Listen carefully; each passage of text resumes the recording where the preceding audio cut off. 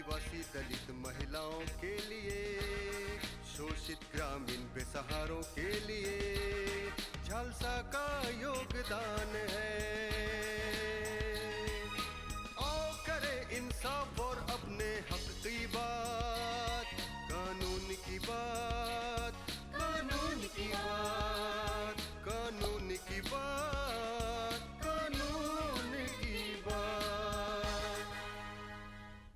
जोहार, नमस्कार। कानून की बात में जब भी हम आपके साथ जुड़ते हैं तो कुछ चीज़ें बताते हैं कि सर्वोच्च न्यायालय ने यह व्यवस्था की है कि कोई व्यक्ति न्याय से वंचित नहीं रहे। इसके लिए निचले स्तर तक डाकिया से लेकर के फ़ोन, व्हाट्सएप, ईमेल सबकी सुविधा दी गई है और एक नंबर भी जारी किया गया है जिस नंबर पर जब आप मुसीबत में हो तो उस नंबर पर फ़ोन करके आप कानूनी मदद ले सकते हैं। इसके अलावा कानूनी लड़ाई के लिए जो एससी हैं, एसटी हैं, महिलाएं हैं, ट्रांसजेंडर हैं, जिनकी आमदनी 3 लाख रुपए से कम है, वो सारे लोग निःशुल्क कानूनी सहायता प्राप्त कर सकते हैं और सर्वोच्च न्यायालय तक स्टाम्प ड्यूटी से लेकर के वकील का फीस देने तक की व्यवस्था विधिक सेवा प्राधिकार द्वारा की जाती है। हर एपिसोड में हम इसको रिपीट करते हैं और हर बार हम आपसे गुजारिश करते हैं कि किसी केस को दायर करने के पहले भी प्री मीडिएशन की गुंजाइश है, पूर्व मध्यस्थता की, उसको आजमाइए। हो सकता है कि बात बन जाए, तब कोर्ट जाइए। कुछ मामलों में तो यह तय हो गया है कि कमर्शियल मामले जैसे हैं कि पहले आप मीडिएशन में जाइए, उसके बाद ही कोर्ट इंटरटेन करेगा आपके मामले को, जब वहाँ फेल हो जाएगा तो प्री मीडिएशन आपके लिए बहुत वैल्यूएबल है, आप उसको अपना सकते हैं।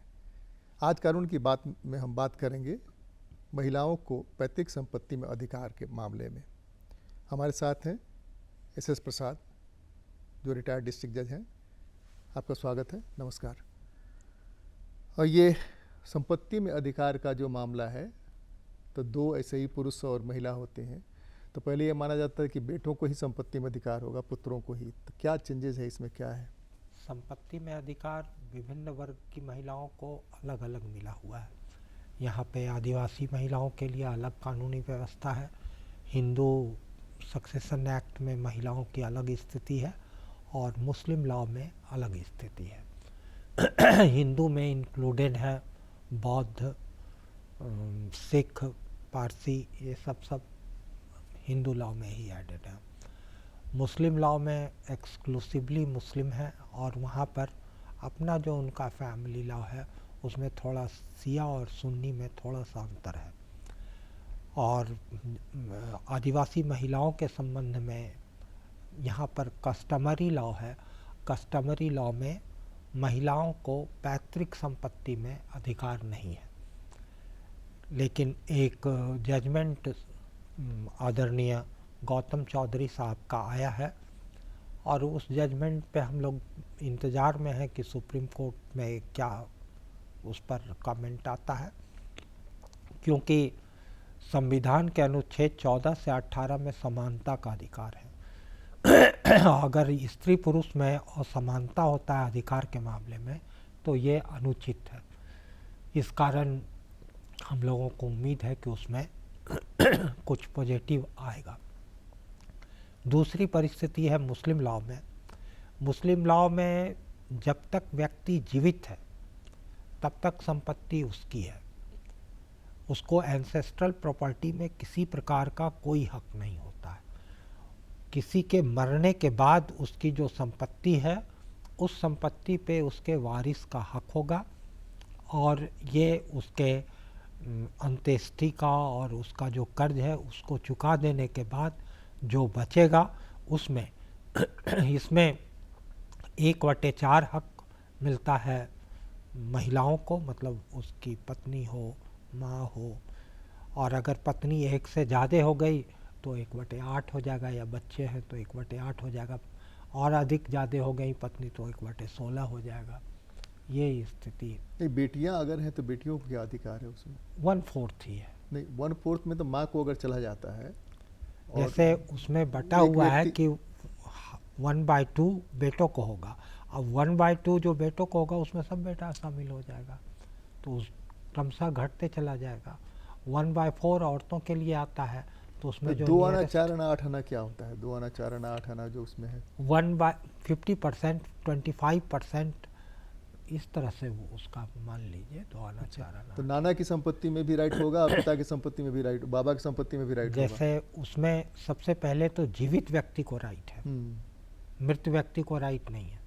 जो जीवित है, उसी के जो सिस्टर है उनका, जो व्यक्ति जीवित है उसको ही किसी के मरने के बाद उसकी संपत्ति में अधिकार होगा। लेकिन जो मर गया है वो ही नहीं कि मर गया है तो उसके फिर वंशज का होगा, और उसमें बता दिया गया है कि किसको कितना % मिलेगा, ये फिक्स्ड है वहाँ पर, वहाँ वेरिएशन का चांस नहीं है। हिंदू लॉ में क्या है? हिंदू लॉ में इसको सबसे पहले चलिए 1956 में सक्सेशन एक्ट में स्त्रियों को दिया गया था वुमेन्स राइट, या स्त्री धन करके उसका अधिकार था।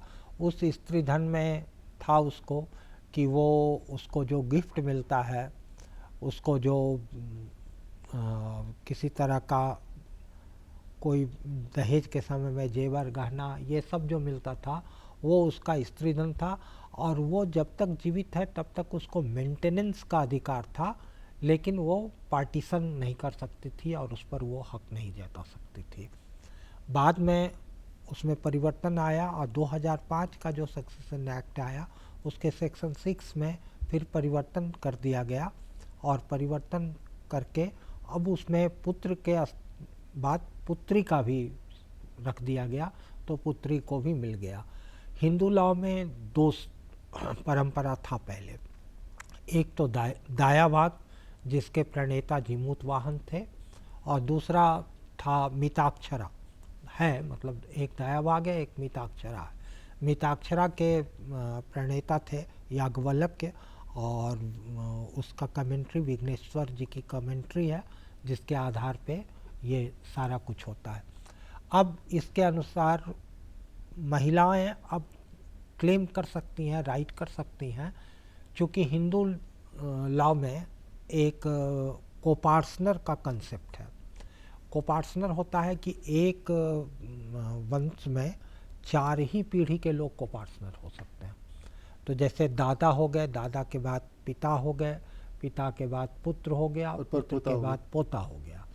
तो ये 4 पीढ़ी जो चला इसमें सिर्फ मेल ही होते थे, फीमेल नहीं आती थी। अब ये 2005 का लॉ जो आ गया, 2005 के लॉ आने के बाद अब उसमें पुत्री को भी ऐड कर दिया गया, तो वो उस तरह से आ गया।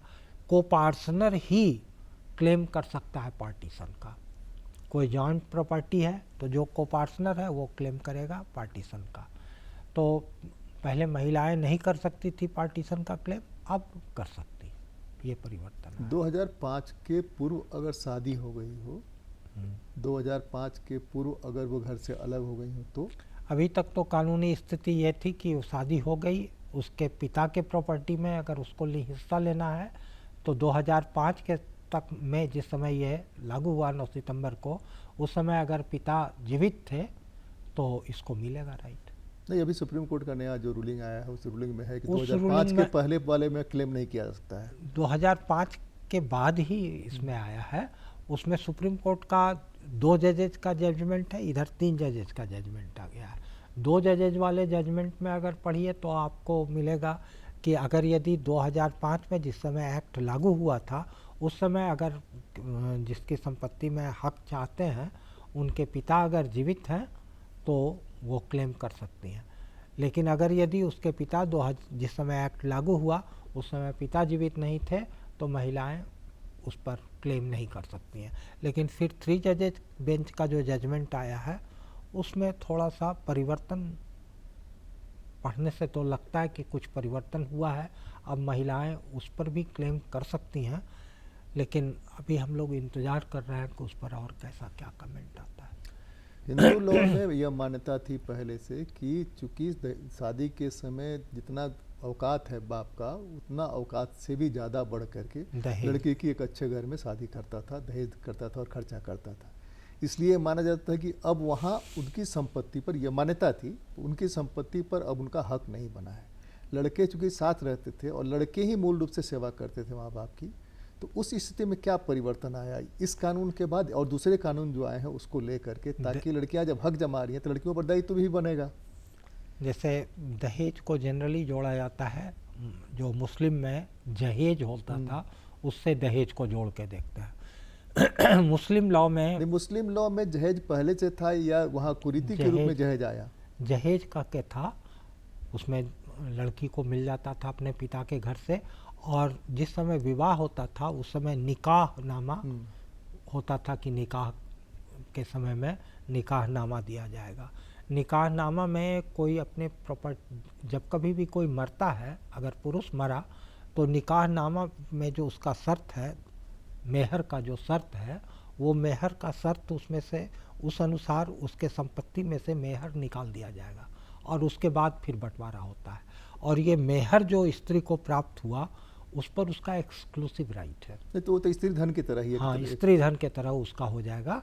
तो और हिंदू लॉ में जो दहेज था, ये गिफ्ट माँ बाप, सगे संबंधी, मित्र वर्ग जो भी देता था, ये जो 1937 का एक्ट था उसके एक्ट के सेक्शन 14 में ये कवर्ड था, और वो सारा कुछ उसका स्त्री धन के रूप में माना जाता था, और स्त्री धन में उसका उपयोग वो कर सकती थी, एक्सक्लूसिव राइट था उसको। वो चाहे तो ट्रांसफ़र कर दे, किसी को गिफ्ट कर दे, ये उसका राइट था। अब जो परिस्थिति है, अब हम देख रहे हैं कि दहेज विरोध का कई एक एक्ट आ गया, लॉ आ गया, दहेज को सामाजिक बुराई के रूप में कानून मानता है, उसके विरुद्ध कड़ाई से अभियान चलाया गया था। इस सब को देखते हुए अब ये मानना कि लड़कियों को दहेज मिल गया था और उस आधार पर उसको पैतृक संपत्ति से वंचित किया जाए, इसको गलत माना गया। इसलिए 2005 का एक्ट आया। दहेज का क्लेम तो अभी भी कोर्ट्स में है, हजारों लाखों की संख्या में दहेज का क्लेम। हमने इतना दहेज दिया था, इतना कैश दिया था, ये हमारे पास ये रसीद है, हमारे पास वो रसीद है, वो रसीद है। उसके आधार पर दहेज सजा देना तो और होता लेना, है। वही नहीं, दो चीज़ हम जानना चाहते हैं। एक तो बगैर उसके ये फैक्ट है कि बहुत सारी शादियां रुक जाती हैं, शादियां नहीं होती हैं, लड़के वाले दहेज मांगते ही हैं। कुछ मामलों को अगर अपवाद के रूप में छोड़ दें, हिंदू जो रीति है, कुछ लड़के जो प्रगतिशील हुए हैं, आपस में मिलकर शादी कर रहे हैं, उसमें नहीं है। तो उस मामले में अगर जो दहेज देता है शादी करने के लिए बेटी का, तो ये माना जाता है कि उसके पास कोई विकल्प नहीं है, शादी करने के लिए उसको देना ही पड़ेगा। वैसी स्थिति में वो दहेज का जो क्लेम होता है, तो देना भी तो गलत है ना, लेने के साथ साथ। यस, देना भी गलत है। लेकिन मामला तो सिर्फ वो लेने पर ही आ जाता है कि हाँ, आपने समाज दहेज लिया जागरूक है। होगा तो मांगने वाले पर भी केस होता है, वही, लेने वाले पर भी हाँ, केस होता है। कि हम दोनों अपने अनुभव में दूसरे पाए की हम ये जानना चाहते हैं कि दहेज आया, कंसेप्ट कहाँ से आया कि लड़की की शादी? हम अपने मतलब नौकरी के दौरान देखे हैं कि जो दहेज दिए हैं उन पर भी केस हुआ है। अच्छा, लेकिन ये तो समाज की जागरूकता पर निर्भर करता है। कोई भी कानून जब बनता है तो उसके इम्प्लीमेंटेशन के लिए 98% जब लोग उसको अपने हैबिट में शामिल कर लेंगे तो वो उसका कोई कानून मायने मतलब है, हाँ। लागू होगा। 2% लोग अगर उसको वायलेट करते हैं, नहीं मानते हैं, तो एडमिनिस्ट्रेशन उस दिशा में काम कर सकता है। लेकिन अगर 50% लोग आ गए, 40% लोग उसका विरोध कर दिए, तब तो वो एक आंदोलन का रूप ले लेता है और फिर नया एक्ट आएगा। नहीं, दहेज कानून में भी ढेर सारे बदलाव हुए। जैसे था कि जैसे ही मामला आता था उसको पकड़ के गिरफ्तार करके भेज दो, उसके बाद में चलता रहेगा। ढेर सारे चेंजेज आए सुप्रीम कोर्ट के कई सारे रूलिंग्स के बाद। अब तो जो सुप्रीम कोर्ट का जो गाइडलाइन है और जो नया एक्ट आया है, उसमें तो आप 7 साल तक की जिसमें सज़ा है उसमें प्राय बेल ही ग्रांट होता है, वही प्रोविज़न है। इसलिए उसको मतलब सजा क्लेम हम नहीं करते, हम ये सिर्फ ये कह रहे हैं कि जो क्लेम करते हैं कि हमने दहेज दिया, दहेज देकर के शादी की और वो पैसा हमको मिलना चाहिए, हम चूंकि उसमें से 50,000 रुपया बाकी रह गया था, 1 लाख रुपया बाकी रह गया था, इसी के लिए हमारी बेटी को प्रताड़ित कर रहा है, इसलिए इसको पनिश किया जाए और हमको वो पैसा वापस लौटाया जाए। ये सारा क्लेम आता था, लेकिन इसका दुरुपयोग भी काफ़ी देखा गया, बहुत अधिक इसका दुरुपयोग हुआ। इसलिए अब न्यायालय उसको बहुत गंभीरता से और उसको जेल में रखने का ख्याल नहीं करता है। अब उस पर लीनियंट। 2 चीज़ें जानना चाहते हैं, एक जहेज कहाँ से आया मुस्लिम वो रिलीजन में, और दूसरे के हिंदू रिलीजन में दहेज कहाँ से आया। दहेज ने जो समाज का विकास जैसे हुआ, जैसे लोग मुख्य धारा में आए, वहाँ दहेज का विकास हो गया, या दहेज जो है बाद में पूंजीवाद का जब विकास हुआ उस समय से दहेज आया? इससे थोड़ा हम लोग पैतृक संपत्ति में नहीं, अधिकार से वो थोड़ा सा डेविएशन थोड़ा होता है, समझने के लिए। डेविएशन हो रहा हाँ, है। हाँ। लेकिन दहेज मुस्लिमों में, हम लोगों में दहेज शब्द था नहीं। दहेज में गिफ्ट होता था। जैसे आप कुछ पौराणिक राम देख की शादी में लीजिए भी तो- दिखाया जा रहा है कि हाँ, राम की शादी में ढेर सारा उपहार ढेर मिल सारा रहा है। उपहार मिला हाँ। है। उपहार देने लेने का चलन था यहाँ। अब ऋषियों की शादी होती थी, ऋषियों की शादी में बहुत सारा उनको गाय दिया जाता था, घोड़ा दे दिया गया, हाथी दिया गया। तो ये संपत्ति में बंटवारा करके कुछ नहीं था, अपनी हैसियत के अनुसार लोग गिफ्ट देते थे। और यहाँ पर लड़कियों को विवाह में जो दान दिया जाता था, कन्यादान कहलाता था, वो सबसे बड़ा दान माना जाता था। और उस दान के साथ अन्य चीज़ भी दान के रूप में स्वीकार किया जाता था। जबकि मुस्लिम में वो जहेज था, और जहेज में वो एक कंपलसरी कस्टम के रूप में आ गया था। यहाँ वो कंपलसरी कस्टम नहीं है, यहाँ पर है दान, कन्यादान। कन्यादान के साथ लोग भूमि दान करते थे, और इसके साथ अन्नदान है, पशुदान है, ये एक दान। नहीं, वही कॉन्सेप्ट फिर बाद में बदला जब नोट का चलन आया, तो नोट में परिवर्तित हो गया कि वो दान नहीं करें, हम उससे ले लें, क्या इसके बाद हमको कुछ मिलना नहीं है। क्योंकि यहाँ पर जो किसी की लड़की का पति जो हुआ, जो दामाद हुआ या जमाई हुआ, उसको लोग भगवान के तुल्य मान लेते थे। जैसे भगवान राम की शादी हुई तो राम पूज्य थे वहाँ पर, तो उस तरह से ही किसी भी घर में अगर लड़कियों की शादी हुई तो वो दामाद पूज्य के रूप में स्वीकार किया जाता था, और उसके डिमांड को प्राय लोग अब इसको हम ले जा रहे हैं फिर स्वीकार दहेज करते पर, थे। जो ये है कि संपत्ति में अधिकार का, तो अगर दहेज दे दिया गया हो तो संपत्ति में अधिकार खत्म हो जाएगा? नहीं, बिल्कुल नहीं। दहेज संपत्ति में अधिकार कानूनन अधिकार है, जो कानून नहीं के तो आधार पर दिया घटेगा जाता ना, है। तब घटेगा तब। कानून के आधार पर संपत्ति में अधिकार दिया जाता है। ये गैर कानूनी है और दहेज। दहेज गैर कानूनी है, इसलिए आप उसको कंपेयर नहीं कर सकते। उसके प्रोसेस में क्लेम करने के लिए क्या प्रोसेस है, क्लेम कैसे करेंगे? पार्टीशन आप मांग सकते हैं। पार्टीशन के लिए पार्टीशन सूट होगा, और पार्टीशन उसमें मान्य होगा। अगर यदि पार्टीशन आपसी पारिवारिक सहमति से हो गया तो भी वो लागू होगा। पार्टीशन बना के एक कागज़ तैयार कर लिए, और उसको आप अगर कोर्ट में दाखिल करते हैं तो वो भी मान्य हो पिताजी जाएगा। नहीं है, पिताजी का डेथ हो गया है, माँ है, तो उसमें वहाँ राइट बनता है कि नहीं बनता बनता है? है। दोनों का डेथ हो गया, सिर्फ भाई लोग हैं। वो बनेगा, हाँ होगा। भाई लोगों का तो ऐसे भी है, महिलाओं के लिए माँ पिता दिक्कत का है। डेथ हो गया, हाँ। तो वैसे में क्लेम किस पर होगा? भाई लोगों मैंने पिता की जो संपत्ति है, हाँ। पिता ने जो बाबा से जो संपत्ति अर्जित वो की तो है वो कोपार्टनर हो गया नहीं, ना। वो थोड़ा सा हम क्लियर करना चाहते हैं। पिता ने बाबा से जो संपत्ति अर्जित की हो वो, या पिता ने जो संपत्ति अपनी बनाई हो वो, दोनों में क्लेम किस पर, या दोनों पर होगा? अब जैसे जब तक पिताजी जीवित हैं, उनका सेल्फ अर्न प्रॉपर्टी है, उसके पार्टीशन के लिए कोई क्लेम नहीं हो सकता है। लेकिन जैसे वो मर गए, वो बच्चों का एंसेस्ट्रल प्रॉपर्टी बन गया, तो वहाँ पे वो बच्चे लोग सेल्फ अर्न प्रॉपर्टी पे भी क्लेम कर सकते हैं।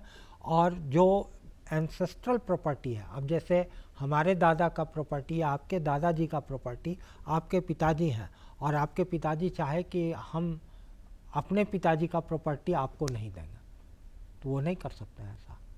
एंसेस्ट्रल प्रॉपर्टी में जन्म से ही अधिकार हो जाता है, ये कंसेप्ट है।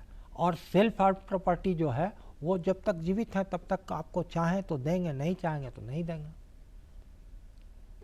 क्लेम करने के लिए प्रोसेस डीएलएसए में भी हो सकता है क्या? पार्टीशन सूट के लिए वहाँ वो हो सकता है क्या? डीएलएसए तो समझौता का एक मंच है, वहाँ पर आए, और अगर यदि आप वहाँ प्रीमीडिएशन के भी डाल सकते हाँ हैं डाल कि सकते हैं, तो वो वहाँ पर अगर यदि आप सद्भावना पूर्वक समझौता के आधार पर कर लेते हैं तो एक अच्छी बात है। अभी तो माननीय सर्वोच्च न्यायालय के मुख्य न्यायाधीश महोदय भी इस पर काफ़ी इम्फेसिस किए हैं, चाहते हैं कि ऐसा हो। अब प्रीमीडिएशन नहीं होता, फेल कर जाता है, तो ऐसी स्थिति में कोर्ट जाइए, कोर्ट में डिमांड करिए कि हमारा बंटवारा कर दिया जाए, पार्टीशन सूट दायर करना पड़ेगा। पार्टीशन सूट के फैसले में फिर वो मीडिएशन में जाएगा, पार्टीशन सूट सीधे कोर्ट से फैसला हो जाएगा 4 साल 5 साल 10 साल में कभी भी? क्या है? सीपीसी के सेक्शन 89 में मीडिएशन अनिवार्य ही बना दिया गया है, इसलिए जब कभी भी ऐसा होगा मीडिएशन होगा। कोर्ट प्री मीडिएशन भी हो सकता है, मीडिएशन होगा ही, या मीडिएशन फेल कर जाता है प्री उसको? मीडिएशन तो आपकी इच्छा हाँ, पर है, हाँ। लेकिन जब कोर्ट में मामला आ जाता है तो प्रायः हम लोग मीडिएशन को प्रेफर करते थे कि मीडिएशन हो जाए तो अच्छा है, क्योंकि सिविल का मामला लंबा चल जाता है और अगर मीडिएशन के सहारे निबट गया कोई काम तो वो शीघ्र निष्पादित हो जाता है। इसमें जो महिलाएं हैं जो इसके लिए दावा दाखिल करेंगी, उसको जो विधिक सेवा प्राधिकार का राइट है, उस राइट को अवेल कर सकती हैं क्या? जो निःशुल्क कानूनी सहायता का राइट है, स्टाम्प ड्यूटी का राइट है, वो अवेल कर सकती हैं क्या? कानूनी सहायता पर हम लोग कार्यक्रम किए थे पिछले बार, और उसमें था ही कि नया जो आया है एक्ट, उसमें सेक्शन 341 है जो क्रिमिनल में बताता है, और सिविल में भी अगर यदि स्वयं से नहीं कर पा सकते हैं, एफर्ट कर सकते हैं वकील, तो कोर्ट से कहने पर आपको फ्री लीगल एड मिल जाता है। आमतौर पर सिविल कोर्ट में ये मामला जो है पार्टीशन सूट का कितने दिनों में फैसला हो जाता है? लगभग आमतौर पर 4 साल, 5 साल, 10 साल, क्योंकि गवाहियाँ तो बहुत सारी गुजरती हैं, बहुत सारे लोग क्लेमेंट होते हैं, बहुत सारे प्रोसेस होते हैं। बहुत परिस्थितियों पर ये निर्भर करता है, इसका कोई टाइम फ्रेम नहीं है। स्ट्रेट जैकेट फार्मूला नहीं है कि इतने दिन में आप इसको कर लीजिएगा, बहुत सारे चीज़ों पर निर्भर करता है। सबसे पहले तो आप कोई केस करते हैं, केस का फैसला आता है, उसके बाद एग्जीक्यूशन होता है, या फिर आप दावा करते हैं ऊपर में, डिक्री प्राप्त करते हैं तो फिर उसका एग्जीक्यूशन होता है, और अपील का भी स्टेज है, फर्स्ट अपील है, सेकंड अपील है। नया जो भारतीय न्याय संहिता बना उसमें कोई फर्क, उससे कोई फर्क आएगा क्या? टाइम फ्रेम है क्या कुछ? इसमें जो दीवानी मामला है उसमें तो पुराना ही है एक्ट, उसमें तो कुछ बदलाव नहीं आया। क्रिमिनल साइड में बदलाव आया है, सिविल में बदलाव नहीं आया। इसमें बदलाव के लिए वही जो पुराना कोर्ट का प्रोसेस है उसी प्रोसेस में जाना पड़ेगा, उसी प्रोसेस से अपना होगा। और अगर ये कहना हमें जो क्राइटेरिया तय है डालसा का, विधिक सेवा प्राधिकार का, उस क्राइटेरिया में आते हैं तो क्लेम कर सकते हैं और वहाँ से उनको मदद मिल सकती है। जी, यही है ना जी। थोड़ा सा और हम जानना चाहते, आदिवासी महिलाओं को संपत्ति में अधिकार नहीं है, तो आदिवासी महिलाओं को अपने जीने के लिए क्या करना है? मेंटेनेंस का अधिकार है उनको अपने परिवार से। परिवार में पति नहीं रहा तो मेंटेनेंस मिलेगा उनको, किससे अपने मिलेगा? पति का जो फैमिली है, जो उसकी जो संपत्ति है, जो संपत्ति पर कब्जा करने जा रहे हैं, जो संपत्ति जिसको भी जाएगा, जो एक तो है इनहेरिट कि करेगा। बेटा अगर है तो बेटा को संपत्ति में ऐसे ही जमीन जायदाद उसका हो जाएगा, तो बेटा होने पर तो कोई दिक्कत नहीं है, लेकिन बेटा नहीं हो, बेटियां ही हो उसको भी, हम तो वो अपने अनुभव में पाए हैं कि अब कंससनेस आदिवासियों में भी काफ़ी आ चुका है, और वैसे लोग जिनको सिर्फ बेटियां हैं, मीडिएशन के दौरान हम देखे हैं कि जिनको सिर्फ बेटी है, वहाँ पर ये नहीं कि उसके गोतिया के लोग आते हैं क्लेम करने, बेटी है तो उसका हो जाता है, दामाद देख रहा है, बेटी देख रही है, नाती देख रहा है। तो ये एक कंससनेस समाज में आया है। अब वो लोग उस तरह से प्रताड़ित नहीं करते हैं औरतों को जैसे पूर्व में किया जाता था। लेकिन वो अपने अधिकार के लिए फिर विधिक सेवा प्राधिकार की मदद ले सकती है अगर ऐसा उनके कुछ विधिक साथ सेवा होता है। प्राधिकार तो जो संभव है वो बगैर कोई डिस्क्रिमिनेशन के करता है। विधिक सेवा प्राधिकार एक ऐसा मंच है जिसमें आप किसी भी मैटर को लेके जाइएगा, तो अगर यदि कानूनी प्रावधान है तब तो उस अनुसार होगा, अगर कानूनी प्रावधान स्पष्ट नहीं दिख रहा है तो कम से कम प्राधिकार उस दिशा में सोचता है और करता है। अब जैसे किसी का कोई मैटर आया, पुलिस केस हो गया, एक्सीडेंट हो गया, जो एग्जीक्यूटिव का काम है, उस काम में भी देखिए क्या विधिक सेवा प्राधिकार जा रहा है, मदद कर रहा है, अपने पीएलवी को भेज के जो सहायता हो वो उपलब्ध करा रहा है। अब इसको हम कंक्लूड करते हैं 1 मिनट में। वो कंक्लूड ये आप बताएं कि इसमें जो महिलाओं की संपत्ति में अधिकार है, उस अधिकार में वो क्लेम कैसे करें, बस इतना ही। पार्टीशन के थ्रू महिलाओं को संपत्ति में अधिकार है, मुस्लिम महिलाओं को अलग से व्यवस्था है, अलग उनका कानून है, आदिवासी महिलाओं के लिए अलग कानून है, हिंदू लॉज के तहत सिख, बौद्ध और हिंदूस, उसमें जो महिलाएं हैं वो संपत्ति में अधिकार, अपनी संपत्ति में जो बाबा दादा के वो से चला आ रहा है उसमें अपना दावा कर सकती हैं। उस दावे के लिए अगर ज़रूरत पड़े तो जो विधिक प्राधिकार का नियम है उस नियम के अनुसार वो एडवोकेट्स स्टाम्प ड्यूटी और मुकदमे लड़ने के बारे में भी सहायता ले सकती हैं। कानून की बात में आज तो बस इतना ही, अगली बार मिलते हैं, किसी और मुद्दे पर बात करते हैं। बहुत बहुत धन्यवाद, नमस्कार, जोहार।